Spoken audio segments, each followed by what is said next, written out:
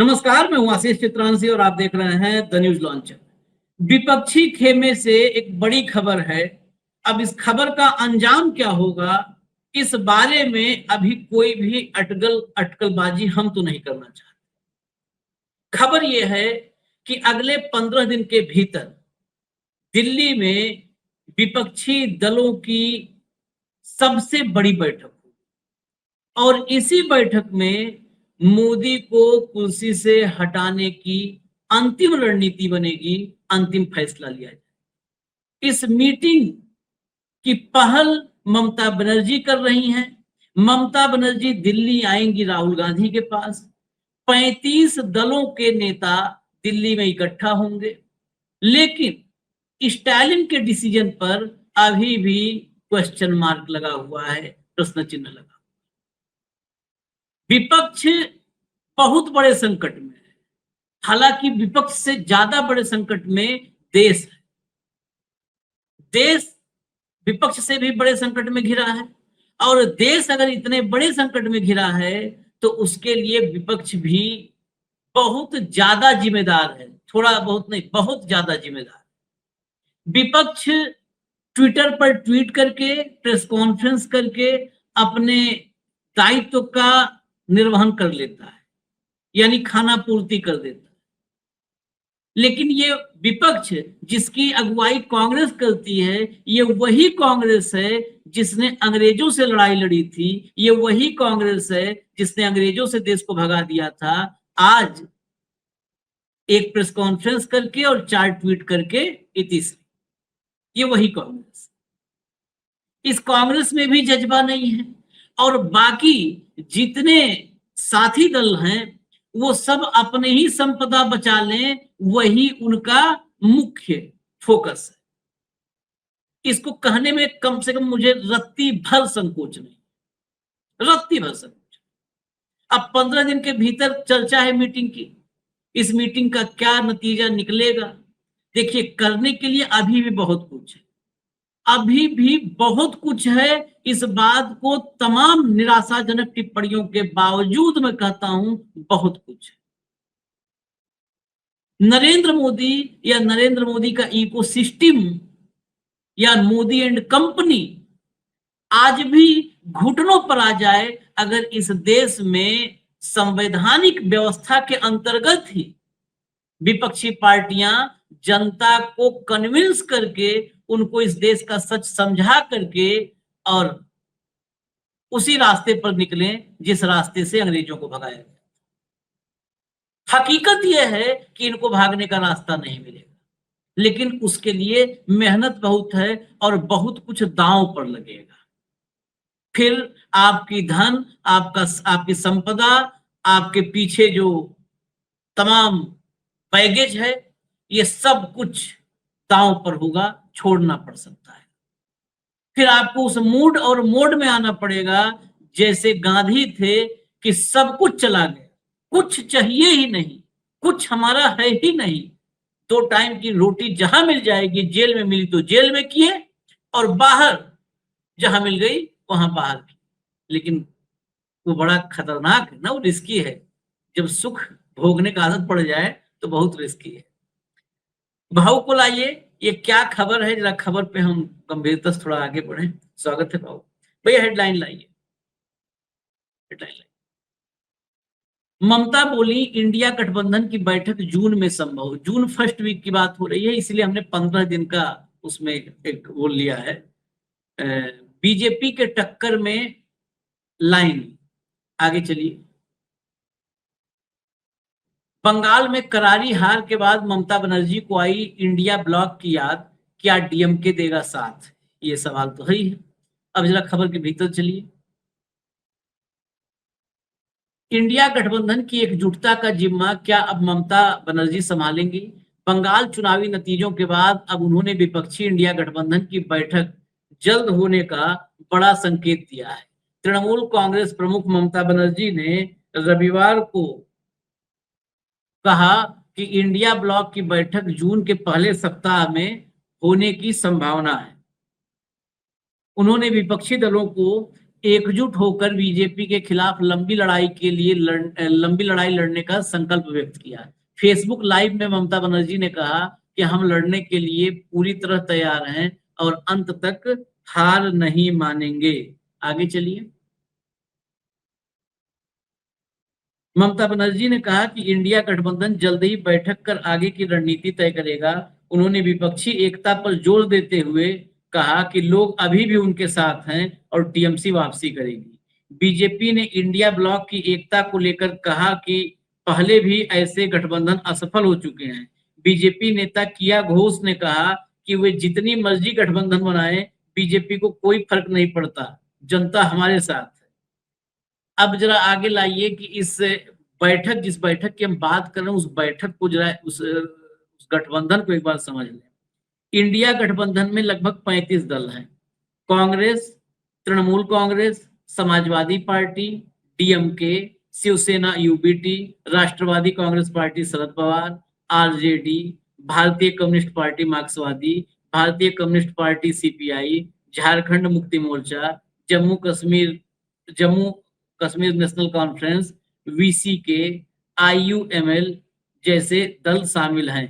आप जैसे कुछ दल पहले निकल चुके हैं। तमिलनाडु में विजय की पार्टी टीवीके के साथ कांग्रेस के सरकार बनाने के बाद डीएमके भी नाराज है। इसके अलावा गठबंधन में समय समय पर तनाव या राज्य स्तर पर बिखराव देखा गया है, लेकिन राष्ट्रीय स्तर पर यह मोर्चा अभी बना हुआ है।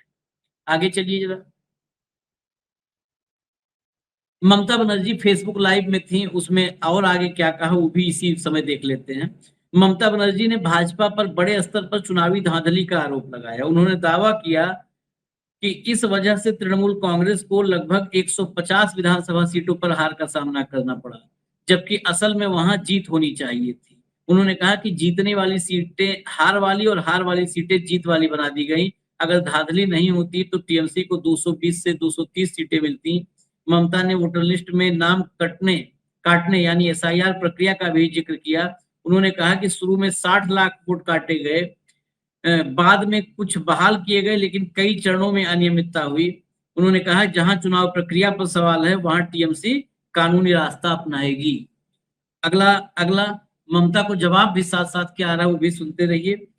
किया घोष, भाजपा की वरिष्ठ नेता, उन्होंने ममता के आरोपों को सिरे से खारिज किया। किया घोष ने कहा कि ममता बनर्जी हार स्वीकार नहीं कर पा रही हैं, वे साजिश की थ्योरी गढ़ रही हैं। अगर 2011, 2016, 2021 के चुनाव निष्पक्ष थे तो अब अचानक चुनाव प्रक्रिया पर सवाल क्यों उठ रहा है? ये मतलब इन लोगों का लॉजिक गजब है।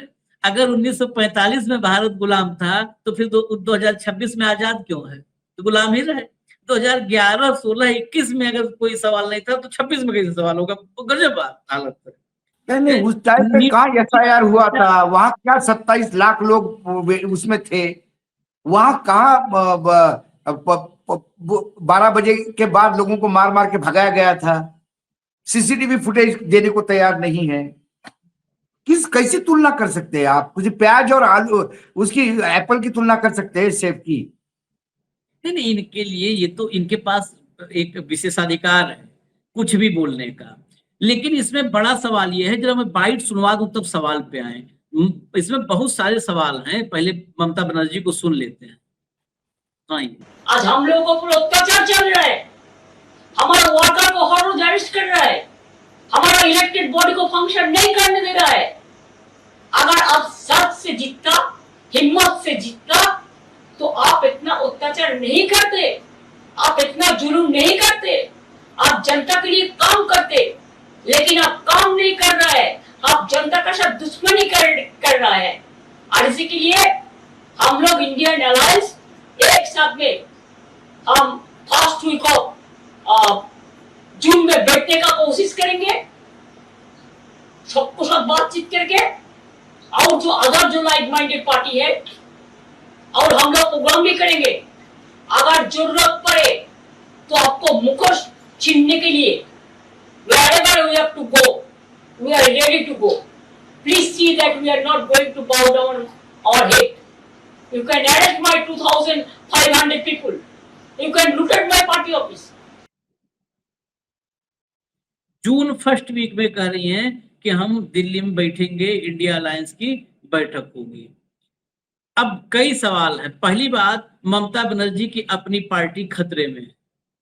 आज उनकी एक सांसद ने, जो डिस्ट्रिक्ट कमेटी थी उसके अध्यक्ष पद से इस्तीफा दे दिया है। उनके सांसद महिला सांसद हैं, जिनको चीफ व्हिप भी बना रखा था कुछ वक्त के लिए लोकसभा में, फिर उनको हटा करके कल्याण बनर्जी को बनाया। इसका मतलब उन पर डाउट हुआ होगा, तभी चीफ व्हिप से हटाया, क्योंकि चीफ व्हिप बहुत इंपॉर्टेंट पोस्ट होती है। वहां से हटाया उनको और कल्याण बनर्जी बनाया। उसके बाद आज उन्होंने डिस्ट्रिक्ट जो कमेटी है उससे, उसके प्रेसिडेंट पद से इस्तीफा दे दिया। बहुत सारे अंदर खानी खबर ये है कि राज्यसभा में 10 में से 8, और ये बहुत रॉकेट साइंस नहीं है, बीजेपी तो कहां से किसी भी ले आए। 10 में 8 की चर्चा है आम आदमी पार्टी मॉडल रिपीट करने की, कि 10 में 8 राज्यसभा सांसद बीजेपी के साथ जा सकते हैं।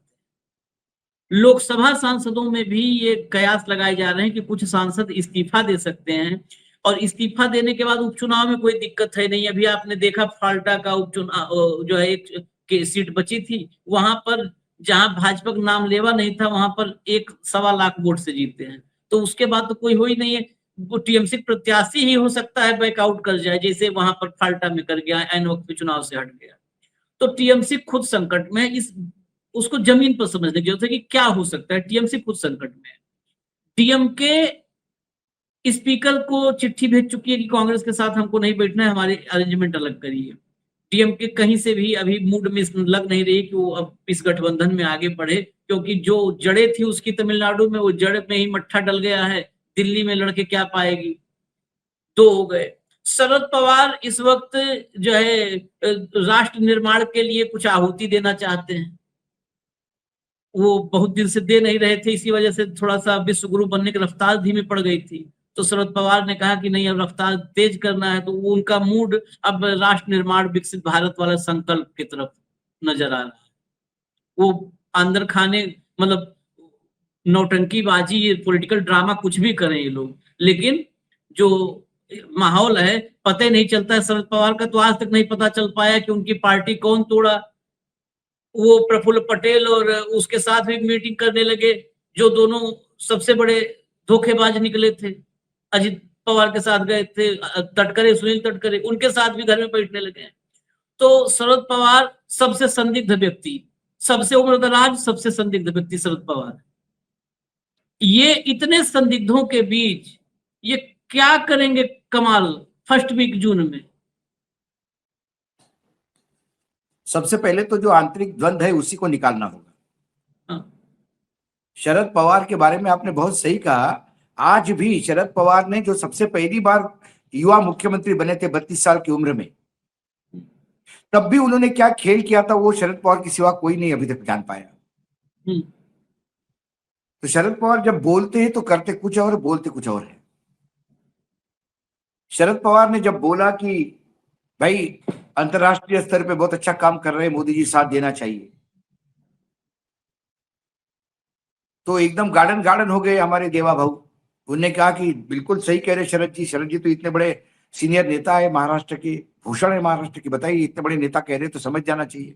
कल तक वो नेता नहीं थे, मोदी जी जय बोला तो नेता हो गए। हो सकता है शरद जी को स्वास्थ्य को लेकर चिंता है, और शरद जी को सबसे ज्यादा सुप्रिया जी की चिंता है। दूसरी ओर जिनको उन्होंने वारिस बताया था अपना राजनीतिक, रोहित पवार ने कह दिया कि यदि दोनों पार्टी विलित होती है, दोनों राष्ट्रवादी, और ये एनडीए का हिस्सा बनती है, तो फिर मुझे सोचना पड़ेगा, मैं किसी हालत में बीजेपी के साथ नहीं जा सकता। 2 दिन तक वो नाटक चला, फिर लिपापोती हुई, फिर उन्हें किसी चीज का अध्यक्ष वगैरह बना दिया अभी। तो वो एक डाउटफुल केस है। मतलब लोग भ्रमित है। अरे शरद पवार के अपने लोग भ्रमित है, घर के लोग भ्रमित है। शरद पवार के घर में शरद पवार के दाएं हाथ भ्रमित रहता है, बायां हाथ भ्रमित रहता है, दोनों हाथों को मालूम नहीं क्या करते हैं। तो जनता भ्रमित है वहां पे। तो दूसरी बात, फिर इंडिया गठबंधन में क्या है? अखिलेश है, ममता है। मतलब वैसा देखा जाए तो इंडिया गठबंधन में जो लोग थे, जो स्ट्रांगली साथ में थे, वो कांग्रेस थी, आरजेडी थी, समाजवादी पार्टी थी और डीएमके थी। शिवसेना भी इसलिए थी कि उनको बीजेपी के ने मुख्यमंत्री पद नहीं दिया, नेचुरल अलाई नहीं थी। शरद पवार इसलिए थे कि भाई उनके कांग्रेस के बगैर सरकार में नहीं आ सकती, इसलिए थे। अब उनको लगा बीजेपी के बगैर सरकार में नहीं आ सकते तो बीजेपी के साथ जा सकते हैं।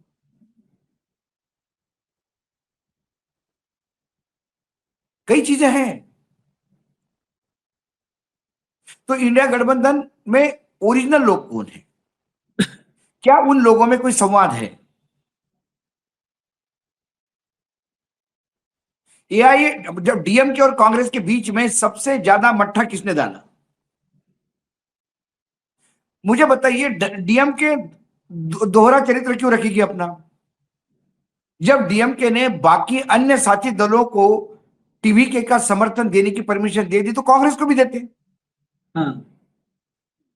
इसमें कोई दो मत नहीं था कि भाई टेक्निकली हम नहीं जा सकते थे क्योंकि हमारे खिलाफ वो चुनाव लड़े हैं, लेकिन आप जाके सरकार बचाइए, और पूरे सरकार पे इनडायरेक्टली रिमोट अपने हाथ में रखते। कांग्रेस ने बगैर डीएमके को विश्वास में लिए टीवीके के साथ हो गए, और ये जो बीजेपी के स्लीपर सेल थे इन्होंने करवाया ये। अच्छा, आप चले जाते उसके बाद भी लिपापोती हो सकती थी। मणिकम टागोर का ट्वीट देखिए आप, क्या लिखा था उसने कि जिनको लोगों ने रिजेक्ट किया उनका साथ देने से क्या मतलब है, और इनके वजह से हम हारे। अरे भैया, एक चुनाव में तुमको 48 सीटें दी थी, सॉरी 42 सीटें दी थी, तुम 8 जीते थे। फिर उनने 25 दी, 18 जितवा के लाए डीएमके ही, क्योंकि लहर चल रही थी तब। इस बार आपको 28 सीटें दी, पिछले 25 से ज्यादा, और आप 5 सीटें जितवा के लाए और ठिकरा फोड़ते उनके नाम पे। तो फिर डीएमके भी उसी लाइन पे सोचेगी ना, जिसको जनता ने रिजेक्ट किया उसका साथ क्यों देगी डीएमके? तो जितनी जनता ने मदद की, जैसा तुमको लगता है तमिलनाडु ने जनता ने टीवी विजय को चुना है, तो आप विजय के साथ हो गए। मोदी को चुना तो मोदी के साथ हो जाएंगे। चला जाएगा। जब ये फॉर्मूला, इतना नॉनसेंस फॉर्मूला। हाँ, तो ये कौन है? ये मणिकम टागोर, ये है स्लीपर सेल बीजेपी के पार्टी में बैठे हुए, जो पार्टी को डैमेज करते। नहीं तो बहुत बड़ा, बहुत नेचुरल और बहुत बड़ा अलाय था आपका साउथ में। राहुल गांधी जाके बात करते, स्टैलिन कभी मना नहीं करते। वही मैं कहने वाला था। मेरा एक सवाल, जब ये ओथ सेरेमनी में गए, नहीं गए होते तो बात अलग थी, क्या स्टालिन से मुलाकात नहीं कर सकते थे? सबसे ट्रस्टेड अलाई, सबसे ट्रस्टेड अलाई और सबसे trusted friend as a party, मतलब अलाई कांग्रेस और डीएमके, और as a individual Rahul Gandhi और स्टालिन की फ्रेंडशिप के बहुत सारे पहले किस्से कहानियां वो बनती रही है कि दोनों फिटनेस को लेकर के एक जैसे हैं, दोनों साइकिलिंग करते हैं, दोनों के वाइफ्स मिलते हैं, ये वो दुनिया भर का। जब इतनी फ्रेंडशिप थी तो विजय तो सरकार बनाना था। विजय को, विजय ये थोड़ा कहा था कि सरकार हमारी बनवाओगे तो फिर स्टालिन से नहीं मिलना। स्टालिन से मिलने विजय खुद गया। विजय तो खुद स्टालिन से मिलने गया शपथ ग्रहण के बाद। राहुल गांधी यही पर मैं कहता हूं कि राहुल की बाकी सब दूरदर्शिता ठीक है, पॉलिटिकली मैं आज या उस सलाहकार सब ऐसे। राहुल के साथ सबसे बड़ा प्रॉब्लम है, कभी अलंकार कान में फूंक देता है, कभी वो सिक्योरिटी वाला बैजू कान में फूंक देता है, कभी शादी.com वाला कान में फूंक देता है। मणिकम टागोर ने कहा होगा कि अगला मुख्यमंत्री अपना हो सकता है, और राहुल जी मान के भी गए होंगे। राहुल गांधी का प्रॉब्लम है ना, गलत जगह सुनते हैं। भाई आपने कहा था कि जो पार्टी छोड़ के गए वो पार्टी में आने नहीं चाहिए, लेना नहीं चाहिए, आपने लिया। आप उनके मंच पे जाके उनको ही महिमा मंडित करते हो। तो कांग्रेस में तो ये मैसेज गया कि पहले कांग्रेस में इज्जत चाहिए तो पहले पार्टी छोड़ो, गांधी परिवार की मां बहन करो, और फिर पार्टी में वापस आओ तो तुमको इज्जत दी जाती है। हरियाणा में हुआ, जब बहुत डिटेल में चर्चा हुई तो पता पड़ा कि वो बैजू ने कुछ ने कान में मंत्र फूंक दिया तो चले गए। जो ये लोग शादी.com वालों के भरोसे चलते हैं, अपना खुद का एक आकलन होता है आशीष अब राहुल गांधी को बहुत टाइम हो गया राजनीति में, ये बच्चे बच्चे को समझ रहा था यार।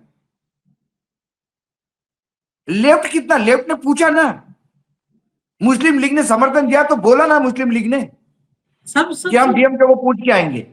हाँ। तो आज क्यों गए विजय? विजय इनसे ज्यादा मैच्योर पॉलिटिशियन दिख रहे थे मुझे। वो इसीलिए हाँ। गए, वो जानते थे कि मेरी सरकार ही बन रही है डीएमके की वजह से।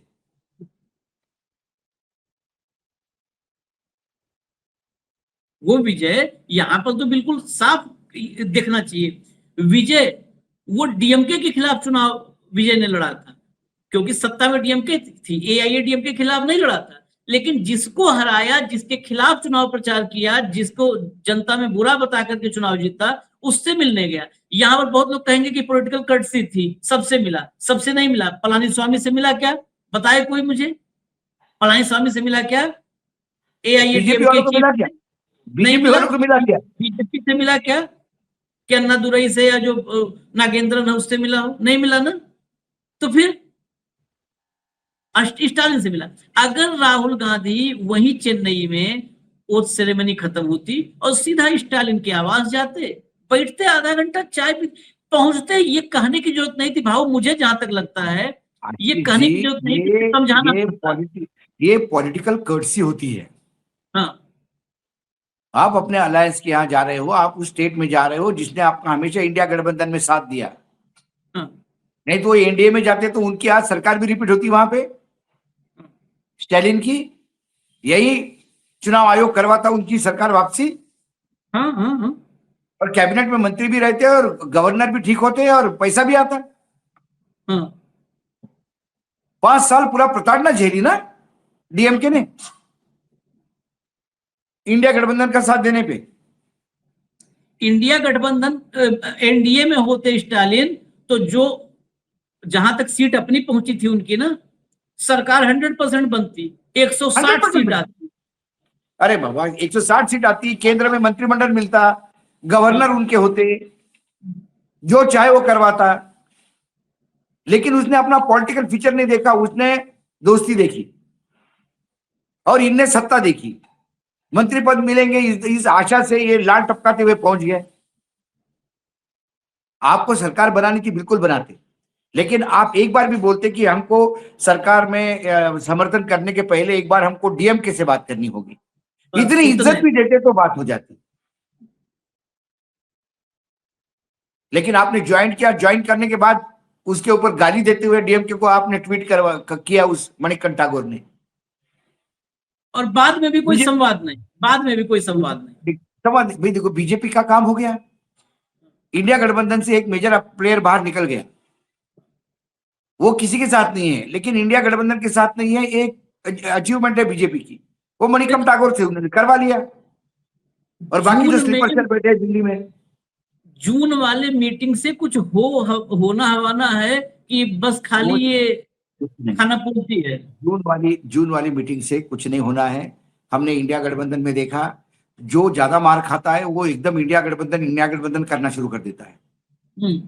यही ममता जी इंडिया गठबंधन को फेल करने के लिए लगी हुई थी। यही अमित शाह जी से भी मिली, ये नवीन पटनायक से भी मिली, ये तुम्हारे नीतीश कुमार से भी मिली।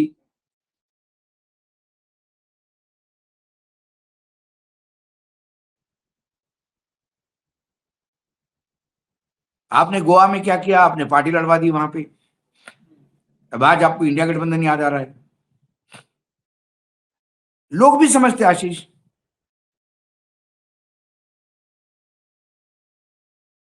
ज्यादा मार खाने के बाद सब डॉक्टर, मतलब क्या है ये ना, हॉस्पिटल का वार्ड हो गया इंडिया गठबंधन।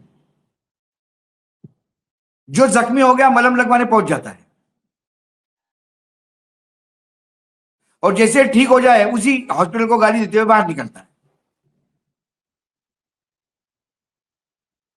चलिए, मीटिंग, हालांकि इस दौर में बहुत उम्मीद तो किसी से भी पालना, ना हम खुद ही पालेंगे, ना हम दर्शकों को भी कहेंगे कि बहुत उम्मीद पालो, फिर पता चला 15 दिन बाद पहले बोल दे रहे हैं 2029 के पहले परिसीमन होगा, 700 में से 600 सीटें बीजेपी ले आएगी, अभी घोषणा कर रहे हैं हम। हाँ, अब तो और इस ये देश फिर मैं कह रहा हूं, ये जनादेश नहीं होगा, जनादेश बिल्कुल नहीं होगा, ये ज्ञानादेश होगा। उसको आदेश तो बहुत दिन से उन्हीं का चल रहा है, लेकिन उसको एक्सेप्ट कर रहे हैं सब, हालते हैं सब एक्सेप्ट करते हैं। 4 दिन वही कहते हैं ना कि रुदाली जैसे इधर उधर चीखना चिल्लाना, कोर्ट जाएंगे। इसी वोट चोरी पे, जब कर्नाटक की वोट चोरी को लेके राहुल गांधी ने इतनी बड़ी प्रेस कॉन्फ्रेंस की, तो यही अभिषेक बनर्जी कह रहे थे कि कहाँ होती है वोट चोरी। ये प्रॉब्लम है इंडिया गठबंधन वालों के साथ, हर एक को सांप से कटवाना जरूरी है। किसी ने कह दिया कि ये सांप है, इसके काटने से मरता है, कोई नहीं विश्वास रखता। हर आदमी कटवाता है, और कटवाने के बाद फिर वैद्य के पास पहुंच जाता है कि भाई साहब मर रहा हूं, दवाई दो। चलिए इंतजार करिए, 15 दिन इंतजार कीजिए, बहुत उम्मीद मत पालिएगा, नहीं तो फिर 15 दिन बाद फिर एक बार उम्मीद, हर दिन वैसे ही टूट रही है उम्मीदें, तो फिर टूटे, उम्मीद मत पालिएगा। जो होगा वो हम आप तक लाएंगे, बताएंगे। इजाजत दीजिए, धन्यवाद भाव, बहुत बहुत धन्यवाद, नमस्कार।